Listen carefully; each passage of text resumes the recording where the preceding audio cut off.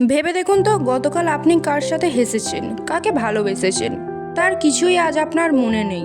তাহলে আপনার কেমন লাগবে? হ্যাঁ, ঠিক এরকমই হয় হানজিরোর সাথে। সে এমন একটা রোগে আক্রান্ত যে একবার মাত্র ঘুমিয়ে পড়লে তার আগের দিনের কোনো কিছুই মনে থাকে না। আর এর মধ্যেই তার জীবনে যখন সত্যিকারের ভালোবাসা মানুষটি আসে, তখন সে তাকে মনে রাখার জন্য বিভিন্নভাবে চেষ্টা চালিয়ে যায়, এমনকি নিজের রাতের ঘুম পর্যন্ত বিসর্জন করে দেয়। কিন্তু শেষ পর্যন্ত এত কিছু করেও সে কি তার ভালোবাসার মানুষটিকে মনে রাখতে পারবে, নাকি তার স্মৃতি থেকে চিরকালের জন্য মুছে যাবে? সেটাই দেখবো আজকের গল্প even if this love disappear from the world tonight. শুরুতেই আমরা হানসিও নামের একটি মেয়েকে কম্পিউটারে নিজের দিন সম্পর্কে লিখতে দেখি, যেখানে সে লেখে আজ রবিবার জুনের 1 তারিখ আর সালটা 2025। আমি মাকে লাঞ্চ বানাতে হেল্প করেছি। আর এরকমই আরো অনেক অনেক কথা সে তার দিন সম্পর্কে লিখে ঘুমিয়ে পড়ে। ঘুম থেকে উঠে সে দেখে তার ঘরে অনেক এরকম ছোট ছোট নোট লেখা আছে, যেখানে বিভিন্ন কিছুর সম্পর্কে সে লিখে রেখেছে। হানসিও ঘুম থেকে উঠে প্রথমে তার কম্পিউটারটি ওপেন করে,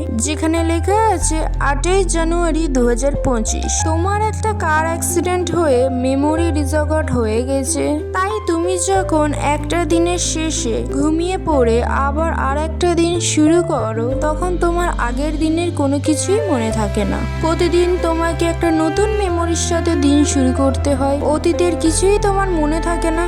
আর এই রোগকে ডাক্তারের ভাষায় বলা হয় ইন্টারোগেট অ্যামনেশিয়া। এ ব্যাপারে কিছু মানুষই জানে, তার বাবা মা আর জিমিন, আর হ্যাঁ, তার টিচারও। এছাড়া কেউ জানে না। তাছাড়া অ্যাক্সিডেন্টের পর থেকে তুমি রোজ একটি করে জার্নাল লেখো, সেখানে প্রতিদিনের ব্যাপারে লেখা থাকে। হানসিও এবার গতকালের জার্নালটা ব্যাগে করে নিয়ে স্কুলে যাওয়ার জন্য রেডি হয়ে যায়। এরপর দ্রুত ব্রেকফাস্ট করে সে স্কুলের বাসে উঠে পড়ে। সেখানে আমরা দেখতে পাই এই গল্পের হিরো কিমকে। বাসের মধ্যে যখন একটি হঠাৎ করে একটি ব্রেক দেয়, তখন হানসিও পড়ে যাচ্ছিল এবং তাকে বাঁচানোর জন্য কিম তার চুলের মুঠিটি ধরে। এটি একটা অদ্ভুত ভাবে তাদের প্রথম দেখা হয়। এই ব্যাপারটা তাদের দুজনের জন্য এম্বারাসমেন্ট ছিল। তো কিমের হানসির কাছে প্রথম ইমপ্রেশনটা ভালো ছিল না, যা একেবারে স্কুল আসার পর কিম দেখতে পায় তার একটি ফ্রেন্ডকে কয়েকটি ছেলে মিলে বুলি করছে, যাদের মধ্যে মেন বুলি ছেলেটি হচ্ছে তাইহো। কিম তো এসব দেখে খুব রেগে যায়, কারণ তারা প্রায় এসব করে থাকে। এবার ওই ছেলেগুলোকে নিষেধ করে যে তারা যেন এমন আর না করে, এগুলো তো ঠিক নয়, তারা কেন শুধু শুধু কাউকে কষ্ট দিতে আসে। তখন আবার তাইয়ন দেখে হানসিওকে আবারও একটি ছেলে আজ প্রপোজ করেছে, কিন্তু হানসিও তাকে সেখানেই মুখের উপরে মানা করে চলে যায়। কারণ আমরা ইতিমধ্যেই দেখে হানসিও রিজেক্ট করার কারণটি কি, যে সে অসুস্থ। আর যেহেতু তার স্মৃতির এই অবস্থা, তাহলে সে কি করে কারোর গার্লফ্রেন্ড হতে পারে। তাই হানসিও সবসময় এমনই করে থাকে সবার সাথে। কিন্তু স্কুলের কোনো স্টুডেন্টই তো হানসিওর এই সমস্যাটা জানতো না। তাই তারা ভাবে যে হানসিও একটু বেশি অহংকারী টাইপের, বা অ্যাটিটিউড তার মধ্যে একটু বেশিই আছে। তাই সে সবাইকে এভাবে রিজেক্ট করে আর কারোর সাথে সে সম্পর্কে আসতে চায় না। এবার তাইহুন বলে, তুমি যদি বুলি থেকে বাঁচতে চাও, তাহলে তুমি হানসিওকে গিয়ে প্রপোজ করবে, তাকে ডেটের জন্য রাজি করাও, দেখি তুমি পারো কিনা। কিম বলে, কি বলছো? আমি কেন তাকে প্রপোজ করব? আমি তো তাকে ভালোবাসি না। তাইহুন আবারও বলে, এটা তার ইচ্ছা, তাকে এই কাজটি করতেই হবে, না হলে সে তার ফ্রেন্ডটিকে বুলি করতেই থাকবে। কিম তখন কিছুক্ষণ পরে মাঠের মধ্যে বসে হানসিওকে অবজার্ভ করে, কিন্তু তার সাহস হয়ে ওঠে না প্রপোজ করার মতো। তাইহুন তাকে আবারও স্পেশালাইজ করতে থাকে ক্লাসের মধ্যে প্রপোজ করাটার বিষয়টি নিয়ে, এবং সে বলে তার সাথে তার বন্ধুকেও সে বিরক্ত করতে থাকবে। তখন কিম বলে, আচ্ছা, তোমাদের তো শুধু এটাই চাই, কিন্তু তোমরা পরবর্তীকালে আমাকে এবং আমার বন্ধুকে কোনো বিরক্ত বোধ করবে না। তারা বলে ঠিক আছে। কিম তখন বলে, ঠিক আছে, আমি যাব এবং গিয়ে তাকে প্রপোজ করব। এরপরেই সে মাঠের মধ্যে এসে হানসিওকে বলে যে আমার সাথে তুমি ডেটে যাবে। হানসিও কিছুক্ষণ তার মুখের দিকে তাকিয়ে থাকে, এবং সেখানে তাইহুন এবং তার নানান বন্ধুরা ছিল মজা করার জন্য, কারণ তারা তো ভেবেই ছিল যে হানসিও মানা করে দেবে। তাই তারা ভিডিও করছিল যে কিভাবে ওনা জানি হানসিওটাকে রিজেক্ট করবে। কিন্তু সেই সময় হানসিও সবাইকে চমকে দিয়ে বলে যে হ্যাঁ, কেন নয়, আমি তোমার সাথে অবশ্যই ডেটে যাব। কিন্তু একেবারে শকড, কারণ তার তো ডেটিং করার মতন কোনো ইচ্ছে ছিল না। এর মধ্যে সে কোথায় এসে ফেসে গেল। হানসিও তো এক কথাতেই রাজি হয়ে গেছে। হানসিও বলে আমি ডেটে যাব, তাহলে স্কুল শেষে আমরা দেখা করব। এটি বলে হানসিও সেখান থেকে চলে যায়। তাইন তো তখন নিজেই প্রচুর পরিমাণে কনফিউজ হয়ে যায় যে এটি কি হলো। যেই মেয়েকে স্কুলের সব ছেলেরা পটাতে চায় সেই মেয়েকে আজ কিম পটিয়ে নিল। কেউ তো এটা ভাবতেই পারছিল না যেটা কি হয়ে গেল। এবার ক্লাসের শেষে কিমের সাথে দেখা হয় হানসিওর, আর তার নাম্বারও দেয় এবং সেটি তার মোবাইল নোটপ্যাডে সে লিখেও রাখে। এবং সে তার নোটপ্যাডে লেখে যে সেকেন্ড ইয়ার ক্লাসের স্টুডেন্ট কিম জাইহুন আমার বয়ফ্রেন্ড, যে কিনা একটু কম কথা বলে। কিম তো তখন অবাক হয়ে বলতে থাকে বয়ফ্রেন্ড কে? আমি। হানসিও বলে হ্যাঁ তুমি, আর কে হবে? তুমি নিজেই তো আমাকে ডেটের জন্য বললে, তাহলে কি তুমি আমার বয়ফ্রেন্ড হলে না? কিম তখন বলে ও হ্যাঁ আমিই তো বলেছি। ও ঠিক আছে, আসলে আমি প্রপোজ করেছি একটা কারণে। আমার বন্ধুকে তারা অনেক পরিমাণ বুলি করছিল আর আমি এইসব দেখতে পাচ্ছিলাম না, যে কারণে তারা আমাকে অপশন দিল যে হানসিওকে প্রপোজ করলে তারা আর ওর বন্ধুকে বুলি করবে না, যে কারণে আমি তোমাকে প্রপোজ করেছি। যদি আমি তোমাকে প্রপোজ করি তাহলে তারা আর তাকে বুলি করবে না, তাই আর কোনো উপায় না পেয়ে আমি এটা করেছি। সরি হানসিও বলে। হানসিও তখন বলে আচ্ছা আমার এসবে কিছুই যায় আসে না, কিন্তু তুমি বলো তুমি কি আমার সাথে ডেটে যাবে কিনা, তুমি আমার সাথে থাকতে চাও কিনা? কিম বলে না। মানে? হানসিও বলে মানে আবার কি, সমস্যাটা কোথায়? হানসিও বলে ডেট করতে তুমি চাও না। কিম বলে না। কিন্তু তুমি কি আমাকে পছন্দ করো? হানসিও বলে না এখনো তো করি না। কিম তখন বলে তাহলে তুমি ডেট কেন করতে চাইছো? হানসিও উত্তরে বলে যে আমি নতুন কিছু ট্রাই করতে চাই। তো বলো তুমি কি আমার বয়ফ্রেন্ড হবে? তবে হ্যাঁ, ডেটিং করার কয়েকটি শর্ত থাকবে, আর আমার 3টা শর্ত থাকবে, যার মধ্যে কথা কম বলবো, ক্লাসের পরে দেখা করব, আর আমরা একে অপরকে সত্যি সত্যি ভালোবাসবো না, মানে প্রেমে পড়বো না। কিম তখন বলে আচ্ছা তো কোথায় যাব? হানসিও বলে চলো তো। এবার বাইরে আসার পরই হানসিও কিমকে তার সম্পর্কে প্রশ্ন করে, যেগুলো সে নোটের মধ্যে লিখে রাখে। হানসিও বলে তোমার পছন্দের সিজন কি? কিম তখন বলে গরমকাল। এরপর সে জিজ্ঞাসা করে তোমার লাকি নাম্বার? কিম জানায় 5। এরপর হানসিও তার পছন্দের সাবজেক্ট জিজ্ঞাসা করলে কিম জানায় কোরিয়ান হিস্ট্রি। আর তার পছন্দের খাবার জিজ্ঞাসা করলে কিম বলে যে যেখানে কিছু হলেই হবে, তবে মিট হলে ভালো হয়। এরপর সে একটু কিউরিয়াস হয়ে জিজ্ঞাসা করে কিন্তু তুমি এসব কি লিখছো বলো তো? হানসিও বলে আজ আমাদের প্রথম ডেট, তোমার সম্পর্কে এটুকু তো জানতেই হবে। এই বলে সে একটা ছবি তুলে রাখে। তারপর আরো কিছু এরকম প্রশ্ন করে হানসিও। পরে তারা দুজনেই বাসের মধ্যে উঠে পড়ে। সেখানে হানসিওকে কিম তার পছন্দের গান সম্পর্কে বলে। হানসিও সেটা লিখে রাখে। কিম যে খেলাধুলা করে না এটাও সে লেখে।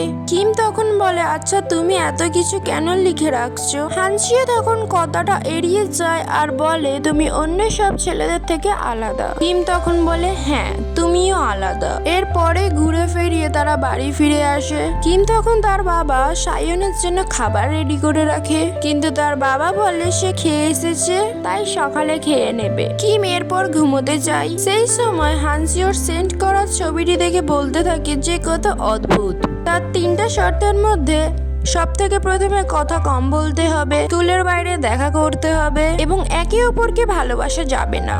আর এটা কেমন ডেটিং রুল হতে পারে, আর কেনই বা সে এগুলোকে অ্যাড করেছে? হানসিওর সম্পর্কে কিমের এবার কিউরিসিটি তো আরো বেশি পরিমাণে বেড়ে যায়। স্কুলে এসে লাঞ্চ টাইমে হানসিওর সাথে কথা বলতে চাইছিল, কিন্তু তখনই তার হানসিওর আরেকটা রুলের কথা মনে পড়ে যায় যে তারা দেখা করবে একেবারে স্কুলের শেষে। তাই কিম হানসিওকে এড়িয়ে যায় এবং একে অপরকে যেন তারা চেনেই না। এটা আবার তার ফ্রেন্ড জিমিন খেয়াল করে এবং সে কিমকে বলে হানসিওকে ডেট করো না। কিম বলে কেন? জিমিন বলে আমি চাই তুমি করো না, তাছাড়া তুমি তো হানসিওকে অনেক পছন্দ করো না, তাহলে আর সমস্যাটা কোথায়? কিম বলে তোমাকে এসব কে বলেছে? আমি হানসিওকে পছন্দ করি না। জিমিন বলে তুমি এর আগে তো কখনো ঠিক মতন হানসিওকে হাই পর্যন্ত বলনি। কিম বলে এখন আমি তাকে জানতে চাই, আমার জানতে ইচ্ছে করে যে সে কেমন। জিমিন তখন তার নাম্বারটি কিমকে দিয়ে রাখে এবার কিম এবং হানসিও ডেটিং শুরু হয়। তারা রোজ স্কুলের শেষে দেখা করে এবং অনেক জায়গা ঘোরে এবং তারা নতুন কিছু ট্রাই করে। অন্যান্য কাপলদের মতন তারাও একটি সাধারণ দিন কাটায়, একসাথে অনেক ছবিও তোলে আর প্রতিদিনের কথা প্রতিদিন লিখে রাখে হানসিও, যেন সে কিমের সাথে কাটানো একটা সেকেন্ডও মিস করে না। আর সে প্রতিদিন যা যা করে সবটাই সে যত্ন করে লিখে রাখে আর সে বেশ হ্যাপি ছিল কিমের সাথে সময় কাটিয়ে। এরপরই একদিন তাইহনকে কিছু ছেলেরা মারধর করছিল, তখনই সেখানে হেল্প করতে চলে আসে কিম। তবে কিম যেহেতু মারামারি করতে পারে না, কিন্তু তাকেও বুলিগুলো মারতে আসে, কিন্তু ওপর থেকে ভিডিও করে হানসিও আর জিমিন তাদেরকে বাঁচিয়ে দেয়। জিমিনকে আবার পছন্দ করতো তাইহন। এদিকে নার্সিং রুমে হানসিও কিমকে বলতে থাকে, যেখানে তুমি মারামারি করতে পারো না তাহলে সেখানে দৌড়তে পারলে না কেন? কিম বলে, আমি আসলে ভালো করে দৌড়তে পারি না। হানসিও তখন বলে, আচ্ছা তুমি তো বলেছিলে খেলাধুলা পছন্দ করো না, ঘাম হয় বলে, তাহলে নিশ্চয়ই তুমি দৌড়তেও পছন্দ করো না, এই জন্যই না? কিম তখন বলে, হ্যাঁ হ্যাঁ এই জন্য। এরপর বাড়ি ফিরে আসে কিম। এরপরই সে তার মায়ের মৃত বার্ষিকীর খাবার রেডি করে তাকে শ্রদ্ধা জানায়। তার বাবাকে জিজ্ঞাসা করে যে মায়ের কথা মনে পড়ে তোমার? তার বাবা বলে, মনে তো পড়েই, তবে আজকের দিনে একটু বেশিই মনে পড়ে। আমি জানি তুমিও তাকে খুব মিস করো। কিম বলে, হ্যাঁ আজকাল আমি একটু বেশিই মিস করছি। আগে আমার জন্য সবকিছুই কঠিন ছিল, বুঝতে পারতাম না আমি কি করে বাঁচবো, কিন্তু এখন আমি অনেকটাই বুঝি আর আমি চাই না তুমি নিজেকে সাফার করো এভাবে। আমি চাই তুমি আগের মতন ফটোগ্রাফি শুরু করো। তার বাবা তখন হেসে ওঠে এবং বলে যে হ্যাঁ হ্যাঁ ঠিক আছে, তুমি তো আগের থেকে অনেক বেশি কথা বলছো। যাক, পরদিন স্কুলে আসার পর কিম তাইহনকে বলে, তুমি আমাকে সব জায়গা ফলো করছো কেন? তাইহন তখন বলে, আমি তোমাকে আমার সাথে থাকতে দিচ্ছি কারণ তোমার কোনো বন্ধু নেই। আচ্ছা যাই হোক, তুমি কি সত্যি হানসিওকে ডেট করছো না? মানে তোমরা স্কুলের মধ্যে একেবারেই অপরিচিত মানসিকভাবে আচরণ করো, কেন তোমরা একে অপরের সাথে একটাও কথা বলো না? কিম তখন বলে, কারণ আমরা ঠিক করেছি আমরা সর্বদা স্কুলের বাইরে কথা বলবো। তাইহন তখন বলে, এ আবার কেমন কাহিনী? এরকম তো আগে কখনো শুনিনি বাবা। কিম বলতে থাকে, সেটা তো আমিও জানি না। তাই তখন বলে, আচ্ছা নিশ্চয়ই এটা তোমার প্রথমবার। কিম তখন বলে, আবার এসব নিয়ে কথা শুরু করো না। তাইহন বলে, আচ্ছা বুঝেছি, এই প্রথম তুমি কোনো মেয়েকে ডেট করছো, তাই তুমি কিছুই জানো না। কিম তখন বলে, আরে বাবা আমি বলছি না চুপ থাকতে, কেন এসব আজে বাজে কথা বলো? তাইহন বলে, আচ্ছা ঠিক আছে, আমার কথা শোনো, যদি তুমি ডেটিং এর মধ্যে মেয়ের কথা না শোনো তাহলে তুমি বিপদে পড়বে। কিছু বলে না, এটা আবার কি মিন করে? ব্যাপারটা কিছু এমন না যে শুনলেও দোষ আবার না শুনলেও দোষ। তাইহন নাকি আরো কি সব শেখায়, যা দেখে বেচারা তো লজ্জায় পড়ে যায়। এবার কিম আর হানসিও বসে পড়ে। এখানে হানসিও তার বইয়ের মধ্যে কিমের ছবি আঁকে। সে ছবি খুব ভালো আঁকতে পারতো। কিম তখন তাকে বারবার বলে যে পড়াশোনাতে মন দাও, ফাইনাল এক্সাম আছে। হানসিও বলে, হ্যাঁ হ্যাঁ আমি পড়ছি। কিম বলে যে এই পরের উইকেন্ডে ডেটে যাওয়ার জন্য। হানসিও তখন রাজি হয়ে যায়। যাক, এরপর দেখতে দেখতে উইকেন্ড চলে আসে। তখন হানসিও রেডি হয়ে আসে কিমের সাথে ডেটে যাওয়ার জন্য। সে কিমকে বলে, আমি সবসময় তোমাকে স্কুল ইউনিফর্মেই দেখেছি, তাই এখন দেখে কেমন যেন একটা লাগছে।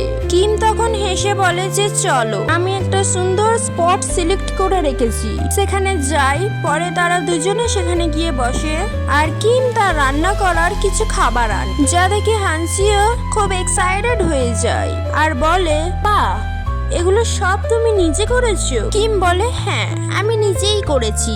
হানসিও তখন বলতে থাকে, সত্যি অনেক ভালো হয়েছে। কিম বলে, এটা তেমন কোনো বড় ব্যাপার না, আমি বাড়িতে সব কাজ নিজেই করি। এরপর হানসিও বলে, তো এত ভালো রান্না করা সে কার কাছ থেকে শিখেছে? অবশ্যই তার মায়ের কাছ থেকে। কিম তখন বলে, আসলে বাড়িতে আমি আর আমার বাবাই আছে, আমার মা 5 বছর আগে মারা গেছে। এরপর হানসিও বলে, সরি। কিম তখন বলে, আসলে আমি কখন কখনো কারোর সাথে এসব আজ পর্যন্ত শেয়ার করতে পারিনি, কিন্তু জানি না কেন আজ এমন কি ফিল হলো যে আমি তোমার সাথে সবকিছু খুলে শেয়ার করতে পারি। হানসিও তখন বলে আমি কি এগুলো ট্রাই করতে পারি? কিম বলে অবশ্যই, আমি এগুলো সব তোমার জন্যই বানিয়ে এনেছি। হানসিও তখন খাওয়ার পর প্রচুর পরিমাণে প্রশংসা করতে থাকে। এভাবে তারা সারাদিন সেখানে কাটিয়ে বাসে করে ফিরছিল। সেই সময় হানসিও ঘুমিয়ে পড়ে আর তার মাথাটি কিমের কাঁধের উপর রেখে দেয়। কিম কেন যেন তখন এক অদ্ভুত কমফোর্ট ফিল করছিল।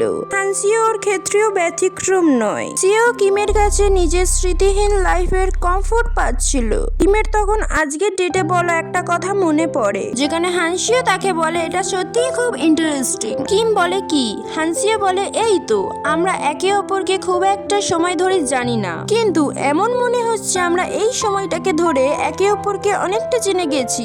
নিজেদের মধ্যে অনেক কিছুই বিল্ড আপ হচ্ছে। যাক, এরপর হানসিওর ঘুমটি ভাঙে আর সে তার ঘুম ভাঙার পর আগের স্মৃতি যেহেতু কিছুই মনে থাকে না, তাই আজকেও সেটাই হয়। সে নিজেকে ঘুম থেকে উঠে বাসের মধ্যে থেকে অনেকটা চমকে ওঠে আর কিমকে বলে কে তুমি? সে তো একেবারেই শকড যে সে এটা কি জিজ্ঞাসা করছে, সে যেন আমাকে চেনেই না।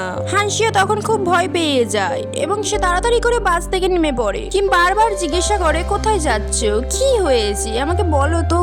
কিন্তু হানসিও কেঁদে বলে আমি কোথায় আর তুমিই বা কে? কিম তখন শকড হয়ে বলে কোথায় মানে? আজ আমাদের ডেট ছিল, আমরা ডেটে এসেছিলাম, মনে নেই তোমার?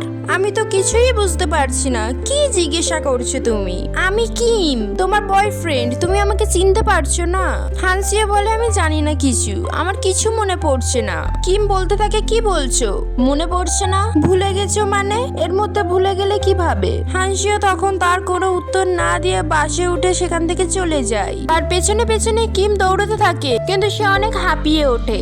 এদিকে বাসে উঠে হানসিও তার মোবাইল ফোনে প্রথমে থাকা নাম্বারটিকে কল করে, যা ছিল জিমিনের নাম্বার। আর জিমিনকে কান্না করতে করতে বলে আমি নিজের চোখ খুলে বাসের মধ্যে দেখছি। জিমিন তখন তাকে জানায় আজ তার ডেট ছিল।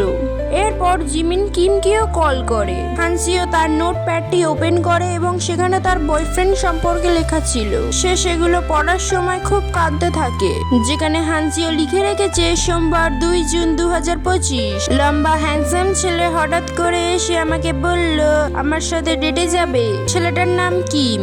আমি তো সাথে সাথেই রাজি হয়ে যাই তার সাথে ডেটে যাওয়ার জন্য। হয়তোবা তার সাথে আমি নতুন কিছু ডিসকভার করতে পারবো। তবে আমি তাকে 3টা শর্ত দিয়েছি, যেখানে প্রথম শর্ত ছিল কথা কম বলতে হবে, কারণ যদি সে কথা বেশি বলার মধ্যে অন্য কোনো দিনের ব্যাপারে কথা বলতে শুরু করে তাহলে আমি তো কিছুই বলতে পারবো না, কারণ আমার তো সেগুলো কিছুই মনে থাকবে না, তাই আমার জন্য সবকিছুই কঠিন হয়ে যাবে। দ্বিতীয় শর্ত ছিল স্কুলের পর কথা হবে, কারণ তার সম্পর্কে আগের দিনের ইনফরমেশন সব এক করে রাখতে হবে, এরপর দেখা করতে হবে। আর শেষ শর্তটি ছিল প্রেমে পড়া যাবে না, কারণ আমাদেরকে এমনিতেও ব্রেকআপ করতেই হবে, তাই কোনো ফিলিংস এর জন্ম দেওয়ার এখানে কোনো মানেই হয় না। এই সব কিছুর পরে বেচারি তো অসহায় পড়ে বাসের মধ্যে বসে থাকে আর খুব কাঁদতেও থাকে। এদিকে কিম যখন ফিরছিল তখন সে দেখে রাস্তার মধ্যে দাঁড়িয়ে অপেক্ষা করছিল হানসিও। কিম তখন বলে আমি কিম। হানসিও তখন তাকে থামিয়ে বলে হ্যাঁ আমি জানি তুমি কিম। কিম এরপর জিজ্ঞাসা করে তোমার ঠান্ডা লাগছে না? বৃষ্টি ছিল তো। এখানে কিম একবারও তাকে জিজ্ঞাসা করে না যে একটু আগে কি হয়েছিল, সে একেবারেই স্বাভাবিক ছিল। হানসিও তখন তাকে বলে তুমি তো দেখতেই পাচ্ছ আমার স্মৃতি নিয়ে সমস্যা আছে, একবার ঘুমিয়ে পড়লে আমার আগের কোনো কিছুই মনে থাকে না, আমি মেমোরি ডিসঅর্ডারের পেশেন্ট, এটাকে বলা হয় ইন্টারোগেট অ্যামনেশিয়া। আমি যখনই ঘুমিয়ে পড়ি সেদিনের সব স্মৃতি ভুলে যাই, আর আজও সেটাই হয়েছে।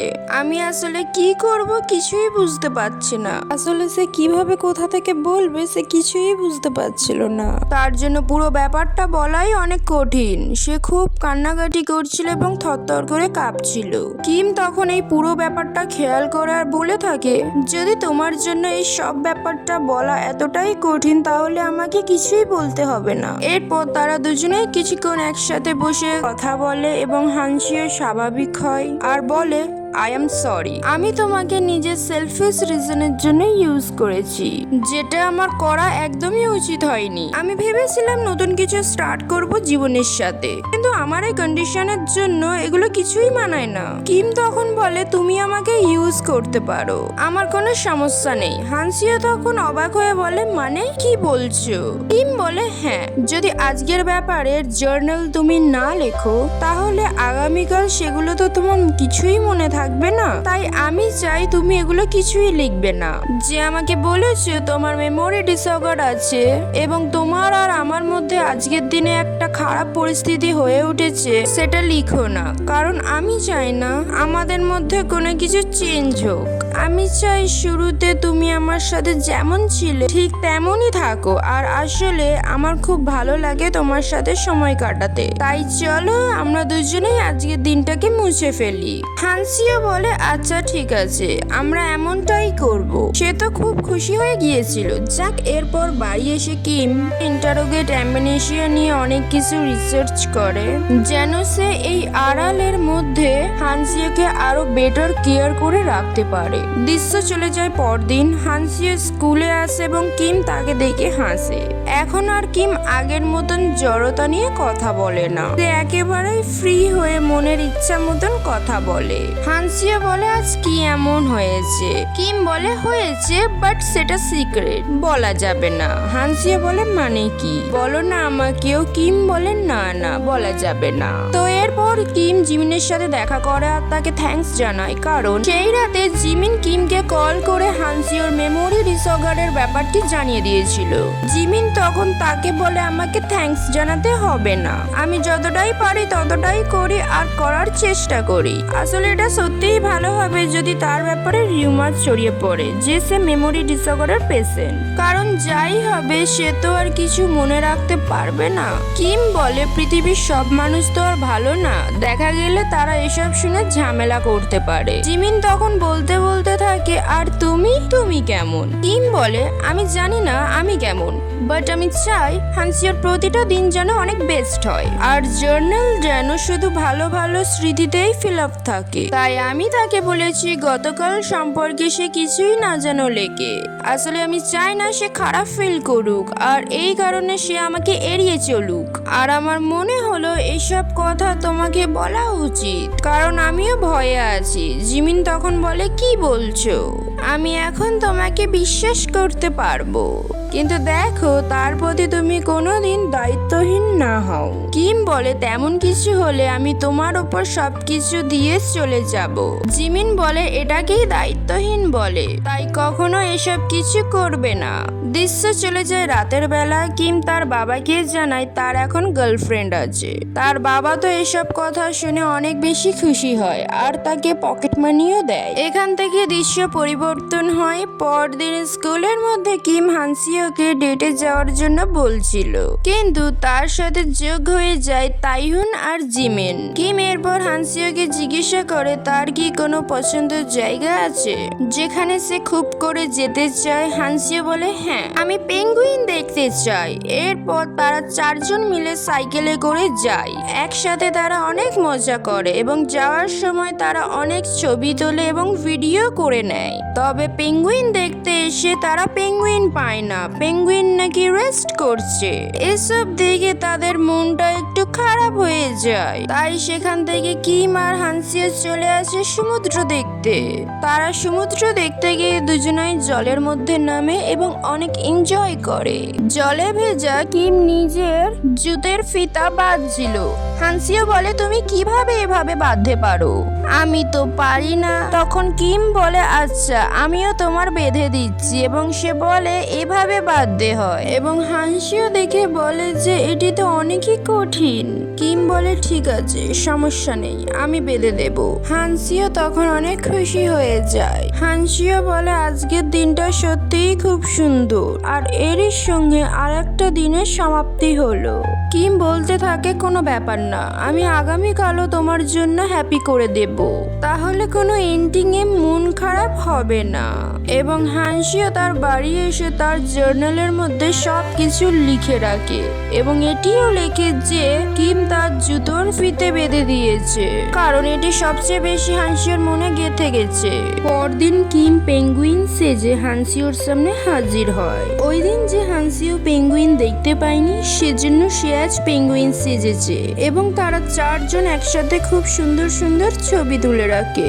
আজকের দিনটা সম্পর্কে লেখার সময় হানসিও আটকে যায় একটা লাইনে এসে, যেখানে সে অনেক দুঃখের সাথে লিখেছে, যদি এই দিনটা আমি সত্যি আমার স্মৃতিতে ধরে রাখতে পারতাম, যদি মনে রাখতে পারতাম, যদি জার্নালের প্রয়োজনই না হতো, তাহলে হয়তো অনেক অন্যরকম অনুভূতি হতো। তারপর সে দেখে কিমের ছবির দিকে। হানসিও এখন করে চারিদিকে কিমের ছবি আঁকে। দৃশ্য পরিবর্তন হয় পরদিন এবং তারা চারজন বন্ধু একসঙ্গে মিলে তারা চারজন সাংহুনের ক্যাফেতে বসে একসাথে কাজ করছিল। সাংহিয়ন কফি দিয়ে পরিচিত হয়। হানসিওর সাথে জিমিন ছিল তার খুব বড় ফ্যান, কারণ সে খুব ভালো ফটোগ্রাফার, তাই তাকে সবসময় জিমিন ফলো করে। আর এই ব্যাপারটা জিমিনও তাকে জানায় এবং সে এটা জিজ্ঞাসাও করে যে এতদিন ধরে সে কেন নতুন ছবি পোস্ট করছে না। সাংহিয়ন জানায়, আমি আসলে একটু বিজি, তাই জন্য। কিম অবশ্যই জানে যে কেন সে নিজেকে ফটোগ্রাফার হিসেবে শো করছে না। যাক, রাতের বেলা কিম বাড়ি ফিরতে সাংহিয়ন বলতে থাকে, তোমার গার্লফ্রেন্ড তো বেশ সুন্দর। কিম তখন হেসে বলে, সে সুন্দর। সাংহিয়ন বলতে থাকে, বাড়ির লেট ফিরছো, ডেটিং এ বিজি, তাই? কিম জানায়, হ্যাঁ সেই রকমই কিছু। সাংহিয়ন একটু হেসে বলে, তাও তোমার লেট করে বাইরে থাকা উচিত নয়, টায়ার্ড হলে সমস্যা। কিম বলে, তুমি আজ দেখেছো সে তোমার কত বড় ফ্যান। ওই যে জিমিন, সে তোমাকে একেবারেই দেখে নার্ভাস হয়ে গিয়েছিল, সে তো কথাই বলতে পারছিল না। আমার মনে হয় আমাদের মায়ের স্মৃতিকে নিজেদের মনে বাধা না ভাবা, তাই তোমার এখন উচিত নিজের জন্য বাঁচা। বাবার কতই ভাবতে থাকবে, আবারও ফটোগ্রাফিটা শুরু করো। অর্থাৎ তার মায়ের মারা যাওয়ার পর থেকেই হয়তো তার বাবা ফটোগ্রাফি ছেড়ে দিয়েছে। যাক, এরপর কিম তার মায়ের কিছু ছবি দেখে ঘুমিয়ে পড়ে। দৃশ্য পরিবর্তন হয় পরদিন। জিমিন স্কুলের মধ্যে কিমকে বলে, আমাকে আজ সকালে হানসিওর মা ডেকে পাঠিয়েছিল। কিম তখন জিজ্ঞাসা করে, কেন, কি হয়েছে? জিমিন তখন জানায়, তিনি বললেন হানসিও আজকাল রাতের বেলা ঘুমোতে চায় না, সে ঘুমোতে ভয় পায়। কিম এই কথা শুনে বলে, কিন্তু কেন? আমি তো তার প্রতিটা দিনই খুব সুন্দরভাবে আনন্দ করে তোলার চেষ্টা করছি, তাহলে তার ঘুমের সমস্যা হচ্ছে কেন?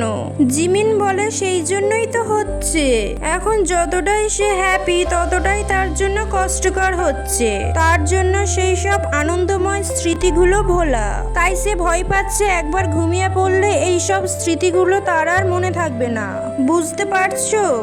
দিন রাত চোখে জল দিয়ে বই পড়ে নোট পড়ে হানসিও যতটা পারছে ততটা সে চেষ্টা করছে। সে কিছুতেই কিমের দেওয়া হ্যাপি মোমেন্ট গুলো থেকে গিভ আপ করতে চায় না, আর এ কারণে সে স্কুলে এসে ঘুম থাকে আর অসুস্থ হয়ে থাকে। আর এই সবকিছুই কিম নোটিস করে এবং সে এইগুলোর ব্যাপারে একটা উপায় বের করার চেষ্টা করে, হানসিওর জন্য একটা সমাধান বের করতে পারে। তখন কিম অনেক রিসার্চ করে, এরপর সে দেখে একটা উপায় আছে স্মৃতি মনে রাখার, আর সেটাকে বলা হয় প্রেসিডিউরাল মেমোরি। এই মাধ্যমে মানুষের স্মৃতি মনে রাখতে না পারলেও তার বডি ঠিকই মনে রাখতে পারে, যেমন কোনো মিউজিক, কোনো বাইক রাইডিং বা কোনো টাইপিং।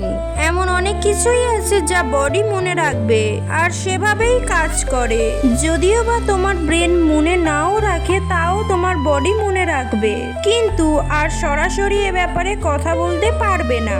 হানসিওর সাথে সে দেখা করে এবং তাকে একটা গিফট দেয়, তবে তাদের গিফটটা সেম হয়ে যায়। হানসিও বলে, আমি এরকম কাজ মিডিল স্কুলে থাকতে করেছি, কিন্তু অনেকটাই ভুলে গেছি, আর এটা স্বাভাবিক। কিম তখন বলে, না আমি নিশ্চিত তুমি ভুলোনি, তোমার ব্রেন ভুলে গেছে হয়তো, কিন্তু তোমার বডি মনে রেখেছে। আমি অনলাইনে কোথায় পড়েছি, এই সিস্টেমকে বলা হয় প্রিসিডিউরাল মেমোরি। বাড়ি এসে হানসিও তখন সার্চ করে প্রিসিডিউরাল মেমোরি নিয়ে। এটা সম্পর্কে জানার পর হানসিও বের করে একটা স্কেচ বুক।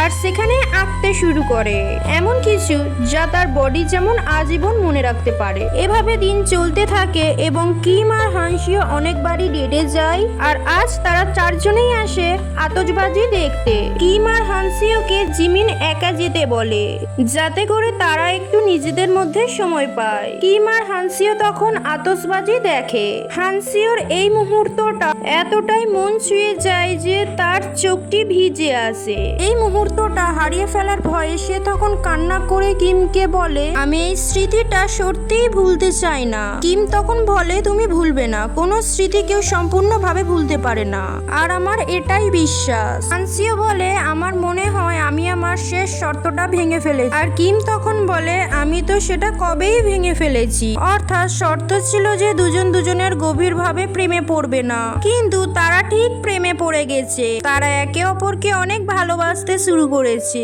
দেখা যায় এখানে তাদের মধ্যে খুব সুন্দর একটা মোমেন্ট হয়। এখান থেকে দৃশ্য পরিবর্তন হয় আর হানসিওর আবারও ঘুম ভাঙে। সব সময়ের মতন সে আবারও সবকিছু ভুলে গেছে। কম্পিউটার চেক করে এরপরে সে স্কুলে আসে। তবে স্কুলে আসার পর সেখানে কিমকে দেখা যায় না।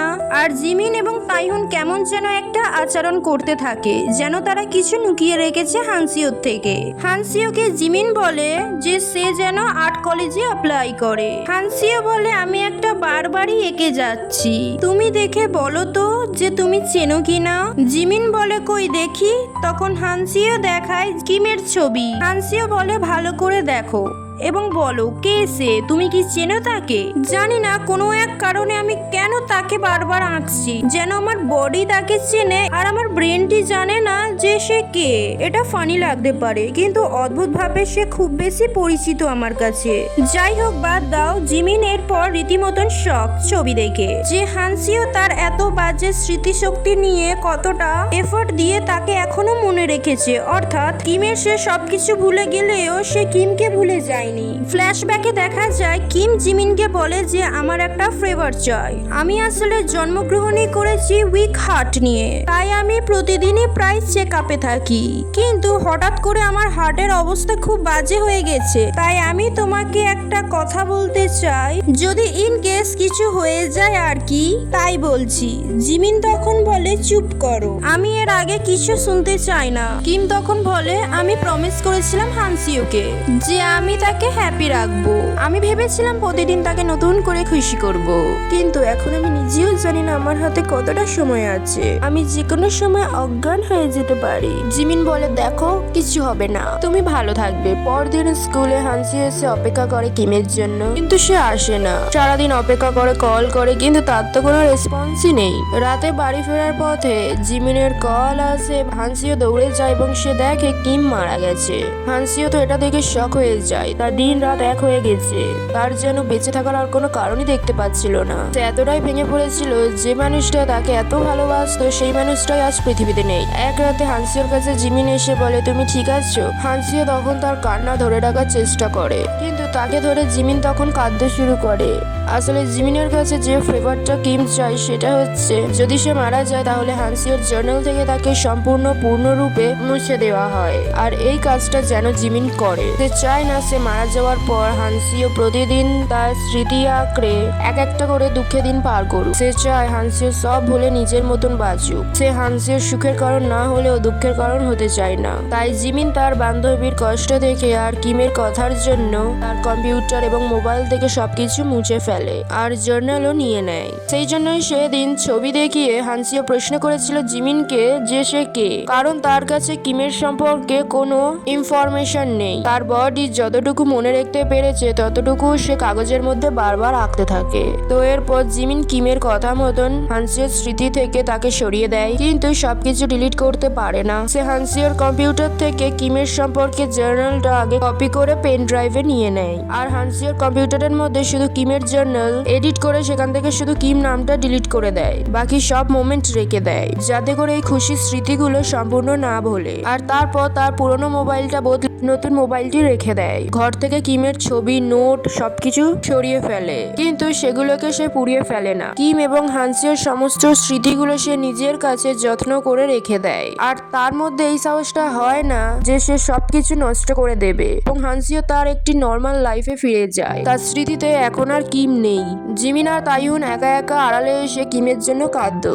তাদের দুজনের খুব খারাপ লাগতো, কারণ হানসিওর স্মৃতিতে কিমের আর কোনো কিছুই নেই, আর তাদের দুজনাকেই অভিনয় করতে হচ্ছে যে তারা কিম নামের কারোর সাথে কখনো মিট করেনি এবং তারা চেনেও না কিমকে। আর এই অভিনয়টা তাদের জন্য যেন দিন দিন কঠিন থেকে কঠিনতর হয়ে যাচ্ছে। আর এদিকে ডাক্তার দেখানোর পর জানানো হয় যে হানসিওর অবস্থা দিন দিন ভালো হচ্ছে, হতে পারে তাকে কিছু একটা হেল্প করছে সবকিছু মনে রাখতে। তাই হানসিওকে ভাবতে হবে সেটা কি, কোনো ছবি বা মুহূর্ত যে কোনো কিছু হতে পারে যেটা তাকে শক্তি দিচ্ছে যে স্মৃতি ভোলা যাবে না। হসপিটাল থেকে জিমিন এবং হানসিও ফিরে বলে, জানো আজ ডাক্তার বলল আমি ধীরে ধীরে সুস্থ হচ্ছি। এরপর জিমিন হানসিওর রুমে এসে দেখে কিমের ছবি সে চারিদিকে এঁকে রেখেছে, এবং হানসিও হেসে বলে, আমি এখনো বুঝতে পারছি না যে সে কে। আমি ভাবলাম আমি যদি তার ছবি প্রতিদিন আঁকতে থাকি তাহলে হয়তো একদিন না একদিন আমি তাকে ঠিক মনে রাখতে পারবো যে সে কে। জিমিন তখন আর কিছু সহ্য করতে পারে না, তখন তার খুব কষ্ট হয়। সে প্রথমে বুঝতে পারছিল না যে সে কি করবে, কিন্তু পরে সে ঠিক করে যে সে আর কিছু লুকিয়ে রাখবে না, কারণ সে আর পেরে উঠছে না। আর কিমের সকল স্মৃতিগুলো সে একটা বক্সের মধ্যে বন্দি করে রেখেছিল, আর সেটা লুকিয়ে রেখেছিল এমন জায়গায় যাতে হানসিও কখনো খুঁজে না পায়। সবকিছু তো করেছিল সে শুধুমাত্র কিমের জন্য, কিন্তু সে আর এখন মেনে নিতে পারছে না হানসিও তার বান্ধবী, আর সে মানুষটা তার বান্ধবীকে এত ভালোবাসলো, তাকেই তার বান্ধবী ভুলে যাবে, তার জন্য তার মনে কোনো স্মৃতি থাকবে না। এটা কি করে হতে পারে? এরপর সে সেই লুকিয়ে রাখা বাক্সটি, অর্থাৎ যেখানে কিমের সমস্ত স্মৃতি আছে সেগুলো সব নিয়ে হানসিওর হাতে তুলে দেয়। হানসিও তো কিছুই বুঝতে পারে না, কারণ তার কাছে তো এখন আর কিমের কোনো স্মৃতি নেই, অর্থাৎ ব্রেনে কিমের কোনো স্মৃতি নেই, কিন্তু ওই যে তার বডি কিমকে তো চিনতো। তাই সে সেই থেকে আর আজ পর্যন্ত কিমের শুধুমাত্র ছবি এঁকে গেছে। এতদিন তাকে না দেখলেও হানসিওর বডি ঠিক কিমকে মনে রেখেছে। যাক, হানসিও প্রথমে সে বাক্স থেকে একটা নোট তুলে নেয়। সে সবকিছু বোঝার চেষ্টা করছিল, আর সেই নোটের মধ্যে লেখা ছিল কিমের নাম, এবং সে হসপিটাল থেকে কার্ডিওলজি ডিপার্টমেন্ট থেকে বের হচ্ছিল সেটা লিখে রাখা ছিল। আসলে তার সাথে হানসিওর পরিচয় প্রথমে স্কুলে হয়নি, তাদের প্রথম পরিচয় হওয়ার আগে হসপিটালে থাকতে দেখা হয়েছিল একে অপরের সাথে। আর কিমের যেহেতু আগে থেকে হার্ট নিয়ে সমস্যা, যে কারণে কিমকে রেগুলার বেসিসে এই হসপিটালে যেতে হতো, যেখানে হানসিও তাকে দেখে আর তার ব্যাচে তার নামটি লেখা ছিল, আর সেই নাম দেখেই সে তার নামটি লিখে রাখে। আর সেই নোটের পেছনে লেখা ছিল কিম জায়ুন, তাকে কখনো ভুলবে না, সবসময় মনে রাখবে। হানসিও এগুলো দেখে জিমিনকে অবাক হয়ে জিজ্ঞাসা করে যে এসব কি, আমি তো কিছুই বুঝতে পারছি না। জিমিন তখন কি বলবে সে তো কিছুই বুঝতে পারছিল না, যে কারণে সে অত কষ্টের মধ্যে কান্না করে দেয়। তার অনেক খারাপ লাগছিল, যে কারণে সে তেমন কিছু আর বলতে পারে না। হানসিও তখন নিজে থেকেই সবকিছু চিন্তা করার চেষ্টা করে। দেখতে দেখতে রাত হয়ে যায়। হানসিও সারাটা রাত শুধুমাত্র কিমকে নিয়েই ভাবতে থাকে, আর তাকে নিয়ে পড়তে থাকে, সবকিছু মনে রাখার চেষ্টা করে। এতদিন তো তার সব স্মৃতিগুলো হারিয়ে গিয়েছিল, কিন্তু এখন তাকে আবারও নিজের এত এত স্মৃতি তাকে খুঁজে নেয়। তাছাড়া কিমের ব্যাপারে শুধুমাত্র লেখা তো ছিল না, ছবি ছিল, ভিডিও ছিল, যার পরিমাণও ছিল অনেক। আর এত এত ভিডিও থাকে যে হানসিও সবকিছু দেখে নিজেকে ওই মুহূর্তের মধ্যে কল্পনা করতে থাকে। সে তো খুব খুশি ছিল তার হারিয়ে ফেলা সবকিছু ফিরে পেয়ে, কারণ এতদিন সে একটা দ্বিধার মধ্যে চলেছে যে সে কার ছবি আঁকছে, আর সে যে এমন কাউকে নাই দেখে তাহলে তার ছবি কেন আঁকছে, আর এইসব প্রশ্ন তার মাথার মধ্যে ঘুরপাক খেত।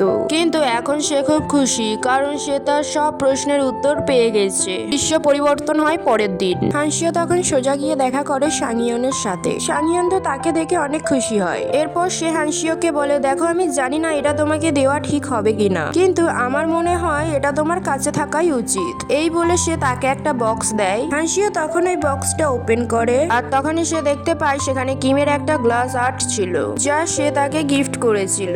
এই সব কিছু হানসিও খুব অবাক ভাবে দেখতে থাকে। এরপর সাংইয়ন বলে, আমার মনে হয় কিম সবসময় চাইতো যে তার একটা পার্ট যেন আজীবন তোমার সাথে থাকে। একথা শুনেই তো হানসিও কেঁদে ফেলে, আর বলে, আমি তো তাকে মনে পর্যন্ত রাখতে পারিনি, কি দুর্ভাগ্য, আমার মানুষটা আমাকে কতটা ভালোবাসলো আর আমি কি করলাম তার স্মৃতিটাও মনে রাখতে পারলাম না। এই সব কিছু বলে সে খুব কাঁদতে থাকে। সাংহিয়ন বলে, দেখো সময়ের সাথে সাথে সব মানুষের স্মৃতি ধোঁয়াশা হয়ে যায়, কিন্তু যা তোমার হৃদয় থাকে তা কখনো বদলায় না, সেটা আজীবন একভাবেই থাকে, একেবারে অক্ষত অবস্থায়। আর সত্যি বলতে কিম তোমার কাছে অনেকটা তেমনই। হানসিও এইসব কথা শুনছিল আর কান্না করছিল, সে কোনোভাবে নিজেকে থামাতে পারছিল না। যাক, এরপর হানসিও সেখান থেকে চলে আসে সে কিমের পছন্দের স্পটে, যেখানে তারা একসাথে ডেটে এসেছিল আর অনেক এনজয় করেছিল। আর এই দিনগুলো তো তার কাছে একেবারে স্বপ্নের মতন ছিল।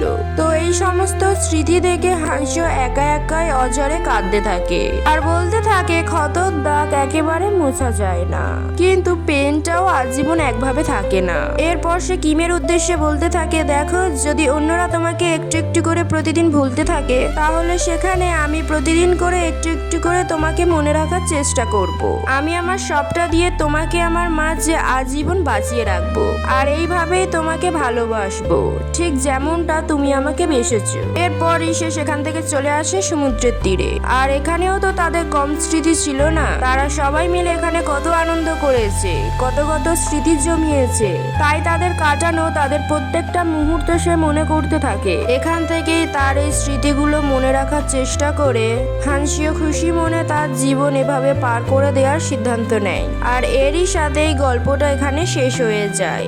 এই গল্পটা দেখে এটুকু তো বোঝাই যায়, কাউকে সত্যিকারে ভালোবাসলে তার জন্য কি না কি করা যায়। আর সত্যিকারে ভালোবাসার মধ্যে কখনোই স্বার্থ থাকে না। আর কিমও ঠিক সেরকমই, সে সত্যিকারে মন থেকে হানসিওকে নিঃস্বার্থে ভালোবেসে গেছে। সে হানসিওকে এতটা পরিমাণে ভালোবেসেছে যে সে কখনো নিজের কথা ভাবেনি। তাকে একটুখানি ভালো স্মৃতি দেওয়ার জন্য সে কতটা পরিমাণে চেষ্টা করে গেছে, কিন্তু তার বদলে সে কিছুই চায়নি। হানসিওকে হাসি খুশি রাখার চেষ্টা করে গেছে জীবনের শেষ দিন পর্যন্ত। এভাবে কয়েকজনই বা ভালোবাসতে পারে বলুন? আর তার এই অতিরিক্ত ভালোবাসার কারণে আজ হয়তো হানসিওর মনে সে এখনো পর্যন্ত আছে। আজকের এই গল্পটা আপনাদের একটুকুও যদি ভালো লেগে থাকে তাহলে অবশ্যই আমাদের কমেন্ট করে জানাবেন এবং আমাদের চ্যানেলটিকে সাবস্ক্রাইব করে নেবেন। আর আপনার জীবনেও কি এরকম কোনো ভালোবাসার মানুষ আছে তো আমাদের অবশ্যই জানাবেন। আগামী দিন আমরা আবারও একটি গল্প নিয়ে হাজির হব আপনাদের কাছে।